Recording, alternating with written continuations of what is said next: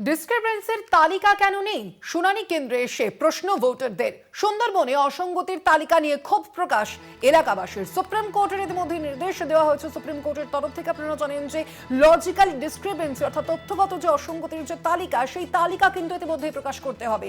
সেই তালিকা কেন নেই সেই বিষয়ে কিন্তু ইতিমধ্যে ক্ষোভ প্রকাশ করেছেন ভোটাররা। সুন্দরবনের এই ঘটনার শুনানি কেন্দ্রে এসে তারা সেই তালিকা দেখতে পেলেন না এবং সেই তালিকা না দেখতে পেয়ে অসঙ্গতির তালিকা নিয়ে ক্ষোভ প্রকাশ এবার এলাকাবাসীর। লজিক্যাল ডিসক্রিপেন্সির তালিকা কেন নেই সেই প্রশ্নই তুলেছেন ভোটাররা। সঞ্জিত চক্রবর্তী প্রতিনিধি রয়েছেন ফোন লাইনে। সঞ্জিত, ভোটারদের কি অভিযোগ, কি বলছেন তারা এই বিষয়ে? দেখো, নির্দেশ দিয়েছিল নির্বাচন কমিশনকে যে 3 দিন অর্থাৎ 72 ঘন্টার মধ্যে লজিক্যাল ডিসক্রিপেন্সি সার্টিফিকেট অর্থাৎ তালিকা টাঙাতে হবে। কিন্তু সেই ছবি 3 দিন কেটে যাওয়ার পরে আজকে যখন শুনানি পর্বে অর্থাৎ সীমান্ত থেকে সুন্দরবনের একাধিক যে শুনানি কাউন্টার রয়েছে, সেই কাউন্টারে কিন্তু সেই তালিকা কিন্তু টাঙানো হয়নি। এই নিয়ে কিন্তু হাজার হাজার যেসব শুনানি পর্বে আজকে ডেট ছিল 22শে জানুয়ারি, তাদের তথ্য নিয়ে তারা যখন হিয়ারিং সেন্টারে আসে সেখানে গিয়ে কিন্তু তারা দেখতে পায়নি। এই নিয়ে কিন্তু একরাশ খুব বুগড়ে দিয়েছেন।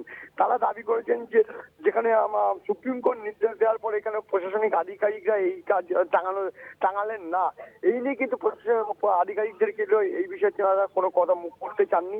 তারা বলেছেন যে ফর্মের পিছনে যে নির্দেশিকা রয়েছে 11টি সেইটাই রয়েছে, কিন্তু আলাদাভাবে যে টাঙানোর কথা ছিল অর্থাৎ পঞ্চায়েত, বিডিও অফিস সব একাধিক প্রশাসনিক দপ্তরের সামনে, সেইটা কিন্তু দেখা গেল না। যার কারণে কিন্তু যে মানুষ অর্থাৎ নাগরিকরা তারা এসে লাইনে দাঁড়িয়ে রয়েছেন এবং তারা বলছেন যে যেভাবে কি জন্য শুনানিতে দেখা হয়েছে সেই তালিকা আমরা দেখতে পাচ্ছি না। বিভিন্ন জায়গায় তারা খোঁজ নিয়ে দেখবেন না, কিন্তু লম্বা লাইনে রয়েছেন তাদের নথিপত্র নিয়ে, তারা হিয়ারিং রয়েছেন। কিন্তু এই তালিকা কিসের জন্য, কেনই তাদেরকে ডাকা হয়েছে, যে কারণ দশা দেখানোর কথা ছিল সুপ্রিম কোর্টের নির্দেশ মতো, সেটা কিন্তু একেবারেই দেখা গেল না।